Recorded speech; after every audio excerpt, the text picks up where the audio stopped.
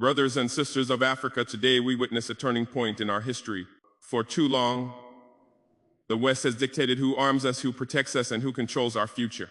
But now Africa chooses for itself with this $3 billion partnership from China. Burkina Faso and our allies will stand stronger than ever. The United States is in panic because they see a new Africa toss, an Africa that refuses submission, an Africa that arms itself, and an Africa that will never bow again. What if I told you that the balance of global power just shifted quietly, decisively, and right under Washington's nose? What if I told you that one of the poorest nations in the world, Burkina Faso, has suddenly become the epicenter of a storm that has left the United States trembling with panic? The revelation is staggering. China has secretly exported over $3 billion worth of arms and advanced military technology to Burkina Faso and other African nations. Drones, armored vehicles, radar systems, and air defenses, cutting-edge equipment, not second-hand scraps. For the first time in modern history, Africa is arming itself. Without Western permission, think about the symbolism. For decades, Africa's security was chained to Washington, Paris, and NATO. If African nations wanted weapons, they had to beg. If they wanted protection, they had to accept military bases, exploitative contracts, and political interference. They were kept weak on purpose, dependent, vulnerable, controllable. But today, the mask has been ripped away. Burkina Faso, long underestimated, is now flying Chinese-made drones across its skies. Its soldiers are driving advanced armored vehicles, scanning borders with radar, and building defense industries that no longer answer to Washington. This is not just about weapons, it's about sovereignty. It's about freedom, and the United States is terrified. Why? Because its monopoly is broken.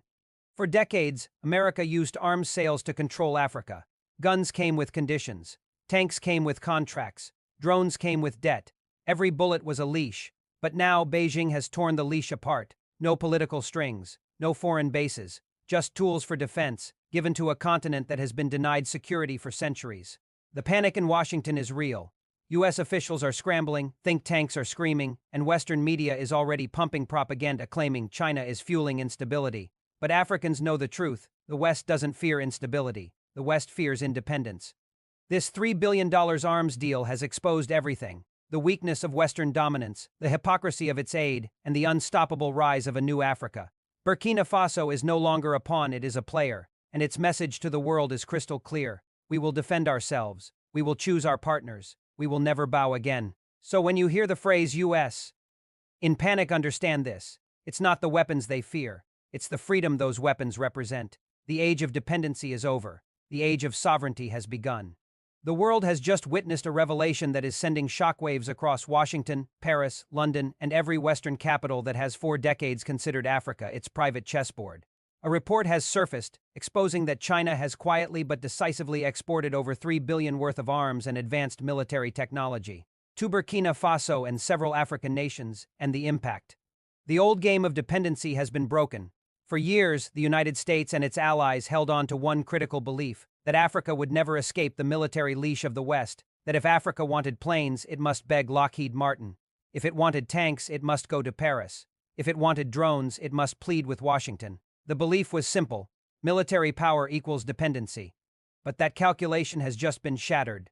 Burkina Faso, once labeled as one of the poorest countries in the world, has now taken delivery of cutting-edge Chinese drones, armored vehicles, radar systems, and anti-aircraft defenses. And this is not a loan, not aid disguised as debt, not second-hand outdated scrap. This is brand new. Technology delivered, deployed, and operational. The revelation shook U.S. officials because it exposed not just a transaction, but a shift in power. For decades, Africa was armed only in ways that suited the West. Old weapons, outdated systems, controlled spare parts. The message was clear: Africa could never rise militarily, but China has flipped that script, and at the center of this storm stands Burkina Faso. For years, Burkina Faso's people lived under the shadow of terrorism, destabilization, and Western-backed regimes. Weapons poured into the region, but somehow the terrorists always got stronger while African states remained weaker. The narrative was always the same: without Western military aid, Africa cannot survive. But the people of Burkina Faso knew the truth. Western aid wasn't aid, it was control. That is why this $3 billion revelation is not just about guns and drones. It is about sovereignty. It is about Africa finally saying, we will decide who arms us. We will decide how we defend ourselves. And we will never again allow outsiders to dictate the price of our blood.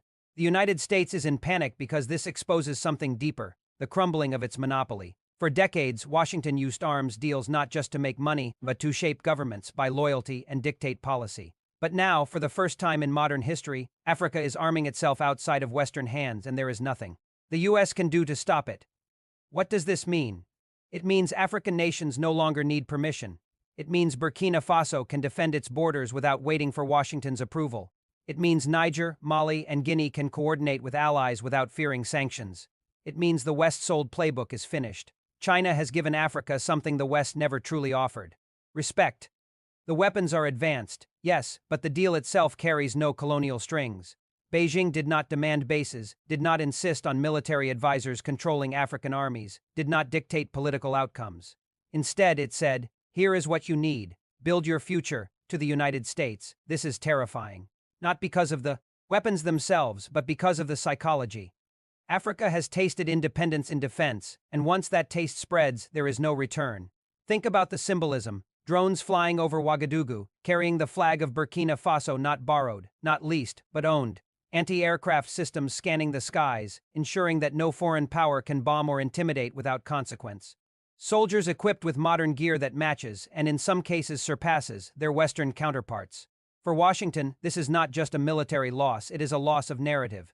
The U.S. has long presented itself as the protector of Africa, the ally against terror, the partner in security. But in truth, it was the gatekeeper, deciding who lived in fear and who lived in peace. With China's $3 billion deal, that mask has been ripped away, and the people of Africa see it clearly.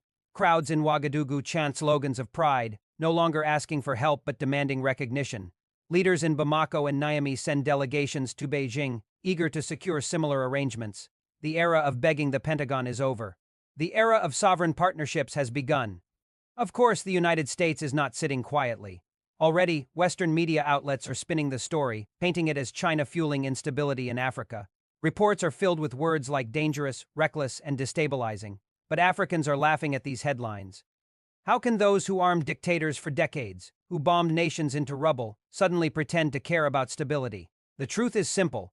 What terrifies the U.S. is not instability. What terrifies the U.S. is independence. Because if Burkina Faso, Mali, and Niger can defend themselves without the West, then the West loses its leverage. No more forcing nations to sign mining contracts in exchange for guns. No more threatening sanctions to dictate policies. No more using the language of counterterrorism to justify military occupation. China's $3 billion arms export has exposed everything: the weakness of Western dominance, the hypocrisy of its media, and the rising power of the global South. This is not the end, it is the beginning. A beginning where Africa reclaims its skies, its borders, its dignity. A beginning where partnerships are based not on chains, but on respect. A beginning where the cries of U.S. panic echo not as fear, but as the soundtrack of empire's decline. And so, let us be clear, Burkina Faso is no longer defenseless. Africa is no longer dependent. The game has changed and the world is watching. When the news of China's $3 billion arms exports to Burkina Faso and other African states broke, many in Washington initially dismissed it as a rumor. They said, "Impossible. Africa can't manage this scale of procurement. Burkina Faso doesn't have the political will. China won't risk angering the U.S., but the evidence piled up. Contracts leaked. Shipments confirmed, and radar images revealed Chinese cargo planes landing on African soil. The denial quickly turned to panic. What terrified the United States was not simply the transfer of weapons, it was the symbolism behind it. Because for the first time since the colonial era, Africa had sourced arms outside the West, on its own terms, with no strings attached. Let us understand the weight of this moment. For decades, when African nations sought weapons, they had to go to Western capitals, bow and beg. They had to accept outrageous conditions: overpriced equipment, delayed deliveries, maintenance tied to foreign contractors, and political interference hidden in the fine print. Even then, the weapons were often obsolete, designed to keep African armies dependent rather than capable. But in this deal, China delivered cutting-edge drones, armored vehicles, communication systems, and surface-to-air defenses. Burkina Faso, Mali, and Niger now possess the ability to monitor their borders, control their skies, and respond to threats without asking for permission. This is why the U.S. is in panic, because a dependent Africa is controllable, but an armed, sovereign Africa is unstoppable. The West immediately launched a counter-narrative. Western think tanks accused China of neo-colonialism. Media outlets ran stories about Chinese arms fueling conflict. Lobbyists in Washington whispered about sanctions. Yet on the ground, the people of Africa saw something different, power shifting into their own hands. In Ouagadougou, Young watched as Chinese-made drones flew overhead, protecting their skies from terrorist infiltration.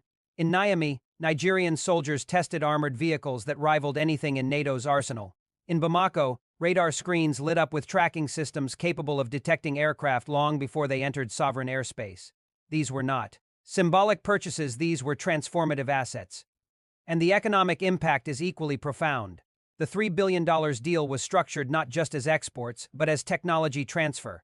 African engineers are being trained by Chinese counterparts, assembly facilities are being built, and maintenance capabilities are being localized. This means Africa is not just buying weapons, it is building an industry. Within a decade, Burkina Faso could become a regional hub for drone maintenance and production. Mali could specialize in armored vehicles. Niger could build radar and communication systems. The age of importing dependence is ending. The age of African defense industries is beginning. Washington cannot accept this. For years, U.S. influence in Africa rested on three pillars: control of resources, control of finance, and control of security. Resources fed Western corporations, finance kept Africa indebted, and security guaranteed compliance. With China's $3 billion deal, one of those pillars has cracked, because when Africa can secure itself, the bargaining power of the West evaporates. Think about it. What leverage does the U.S. have over Burkina Faso if it no longer needs American guns?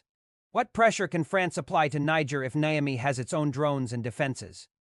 What argument can Washington make to Mali when it no longer requires Pentagon training missions? This is why they are panicking, not because Africa is unstable, but because Africa is stable on its own terms. And while the U.S. panics, the Global South celebrates. Leaders in Latin America, Asia, and the Middle East are watching closely.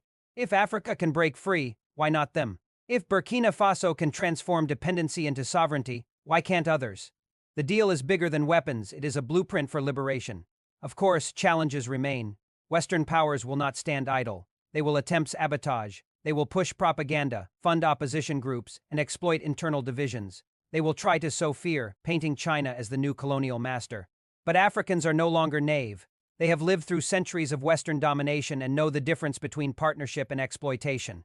This is where the conclusion becomes clear. The arms deal is not the end of the story, it is the beginning of a new chapter. Burkina Faso is now armed not just with drones and tanks, but with confidence. Confidence that the West is no longer invincible. Confidence that Africa can choose its partners. Confidence that sovereignty is not a dream but a reality within reach. And China has shown something the West never offered: trust. It did not demand military bases in return. It did not insist on regime change. It did not use the deal to dictate internal policies. Instead, it said, "You want to defend your people? Here are the tools. Use them."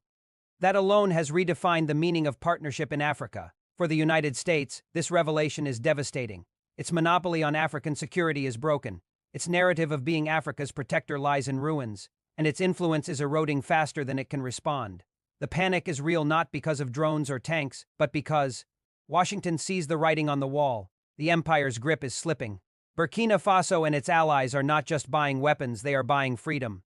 They are buying the ability to say no, they are buying the capacity to defend sovereignty without fear of punishment, and that is priceless. So when the headlines scream China exposed, 3B arms exports to Africa and US in panic, remember this. What has been exposed is not China's ambition, but America's fear. Fear of a world it no longer controls. Fear of a continent it can no longer bully. Fear of a future where Africa is no longer a pawn but a player. The people of Burkina Faso march today with pride, their skies guarded, their borders defended, their sovereignty intact. And as they march, they send a message not just to Washington or Beijing, but to the entire world: we are no longer weak. We are no longer dependent. We are free, and we will never go back. From this day forward, history will mark this $3 billion deal not as an arms transaction, but as the turning point when Africa rose, when dependency cracked, when the U.S. empire trembled, when Burkina Faso declared to the world, "Our destiny is ours and ours alone." And that, my friends, is why the United States is in panic.